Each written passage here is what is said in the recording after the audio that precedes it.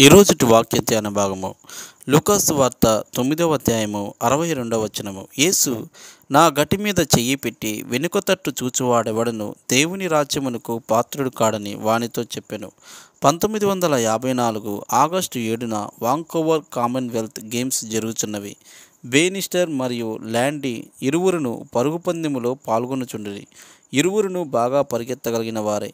ఇద్దరు 4 నిమిషముల మైలు దూరమును పరిగెత్తి రికార్డును సృష్టించిన వారే. అయితే ల్యాండీ మైలు దూరమును 3 నిమిషముల 57.9 సెకన్లలో పరిగెత్తాడు. బ్యానిస్టర్ 3 నిమిషముల 59.4 సెకన్లలో పరిగెత్తాడు.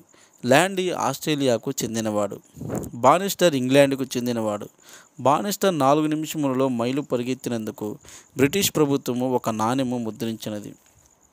ఆ రేసులో పరిగెత్తుచు ల్యాండీ ముగింపు చోటికి వచ్చాడు. మరొక సెకండ్లో ల్యాండీ గెలిచెడివాడు. ఇంతలో ల్యాండీకి ఒక సందేహము వచ్చినది.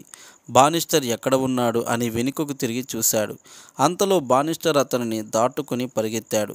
బానిస్టర్ 3 నిమిషములు 58.8 సెకండ్లు, ల్యాండీ 3 నిమిషములు 59.6 సెకండ్లు. కేవలము 0.8 సెకండ్లలో ల్యాండీ ఓడిపోయాడు. జాక్ హార్మన్ అనే శిల్పి వీరిద్దరి పోటీలను చూసి ఒక శిల్పమును చెక్కాడు. దానిని ఎంపైర్ స్టేడియం ముందు ప్రతిష్ఠించారు.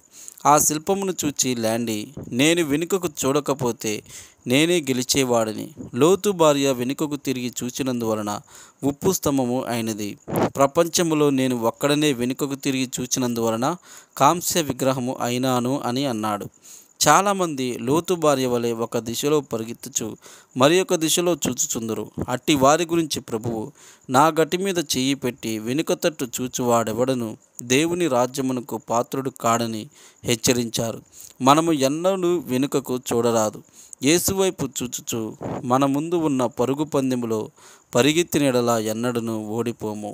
ఆమేన్.